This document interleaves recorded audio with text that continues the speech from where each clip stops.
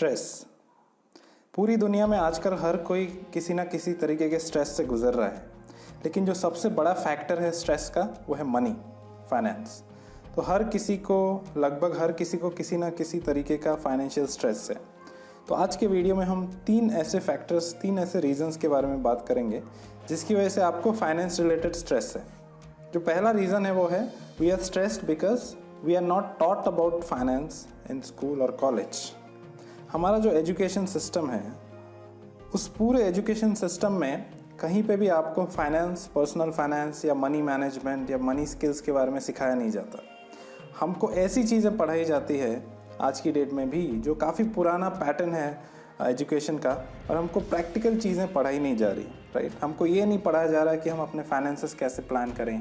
हमको ये नहीं पढ़ाया जा रहा है कि हम अपना पैसे से पैसा कैसे बनाएं, क्या डिफरेंट ऑप्शंस है and how should we make our money work for us. और हम सब का एक ही टारगेट रहता है जब हम अपने स्कूल या कॉलेजेस में रहते हैं कि किसी तरह से हम अपना पढ़ाई पूरा करें और एक अच्छे से अच्छा जॉब हम सिक्योर कर लें अपने लिए, राइट। लेकिन फाइनेंशियल वेलनेस के ऊपर एक सर्वे था, PwC ने किया था और वो US मार्केट में किया गया था, और उसमें पता लगा था कि मोर देन 70% जो अच्छे जॉब में भी हैं लोग, वो भी स्ट्रेस्ड आउट हैं because of their finances, because of money problems, okay. And उसमें से जो 30%, अराउंड 30% लोग ऐसे हैं जो उस स्ट्रेस की वजह से उनके हेल्थ इश्यूज़ भी सामने आ रहे हैं, उनके हेल्थ पे भी इम्पैक्ट आ रहा है। तो अगर हम बचपन से वही टारगेट लेके चलते हैं कि हम एक अच्छा जॉब सिक्योर करें, तो अच्छा जॉब मिलने के बाद भी हम क्यों स्ट्रेस्ड आउट हो रहे हैं? तो आखिर इतना ज़्यादा स्ट्रेस क्यों है मनी को लेके, फाइनेंस को लेके? तो ये तो हो गया पहला पॉइंट। जो सेकंड पॉइंट है जिसकी वजह से हम बहुत ज़्यादा स्ट्रेस्ड होते हैं फाइनेंस और मनी को लेके, वो ये है कि एक सेफ़ फीलिंग नहीं है हमको। हम जो भी जॉब एनवायरनमेंट में आज की डेट में है, एक तो ज़्यादातर जो जॉब्स है वो प्राइवेट जॉब्स है आज की डेट में, तो उसमें हमको एक सिक्योरिटी नहीं है। जॉब सिक्योरिटी जो है बहुत लो है, राइट। इतना ज़्यादा कंपटीशन है मार्केट में। आप प्राइवेट जॉब की बात कर लो तो इतना ज़्यादा कंपटीशन है मार्केट में, आपको हम हर टाइम पे अपडेटेड रहना होता है अपने स्किल को लेके, और टेक्नोलॉजिकल एडवांसमेंट इतना ज़्यादा फास्ट पेस्ड है कि आपको एकदम कदम से कदम मिला के चलना होगा, और आपको कभी भी कोई भी आपको कम्पीट करके आगे निकल जाएगा। और यहाँ पे आप आउटडेटेड नॉलेज लेके आप मार्केट में सर्वाइव नहीं कर सकते। और क्योंकि हम उसी माइंडसेट में एक ही तरीके का जॉब करते रहते हैं, तो हमारा जॉब कभी भी जा सकता है। कोई स्लो डाउन आ गया, कोई मान लीजिए आप एक टेक्नोलॉजी में काम करते हो, वो टेक्नोलॉजी ही आउटडेटेड हो गई, तो किसी भी रीज़न से कल को अगर आपका जॉब खतरे में आ गया तो फिर आपके पास there is no safety net, right. There is nothing that you can rely on, क्योंकि हमारा जो मेंटालिटी है, हम सिर्फ अपने एक्टिव प्राइमरी इनकम पे डिपेंड करते हैं। हमारा कोई भी पेसिव इनकम या हम एक सेकेंडरी इनकम सोर्स बनाने में कभी भी उतना ज़्यादा इम्पोर्टेंस नहीं देते या उतना ज़्यादा ध्यान नहीं देते। उसकी वजह से we never feel safe about our job, about our finances, about our backup in terms of finances. आप किसी भी अपने दोस्त को पूछ के देखिए जो बहुत अच्छे जॉब में होगा, या अगर आप खुद अच्छे जॉब में हैं तो आप अपने आप से पूछ के देखिए कि कल को अगर आपका किसी रीज़न से जॉब लॉस हो गया तो आपका क्या होगा।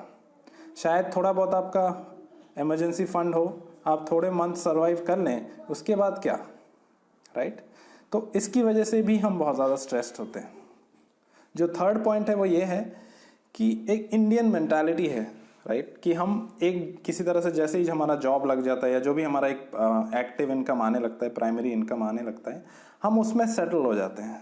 हम ध्यान नहीं देते कि हम अपने लिए कोई और इनकम सोर्स पैदा करें, कुछ हमारा जो स्किल होगा एक सेकेंडरी सोर्स ऑफ इनकम उससे एस्टेब्लिश करें, कुछ एक नए तरीके से कुछ डिफरेंट सोर्सेस ऑफ इनकम हम अपने लिए तैयार करें। उससे क्या होता है, जैसे आपने देखा होगा कि मान लीजिए आप एक्टिव इनकम में हैं, तो आप जब तक ऑफिस जा रहे हैं तब तक आपकी अर्निंग आ रही है, राइट।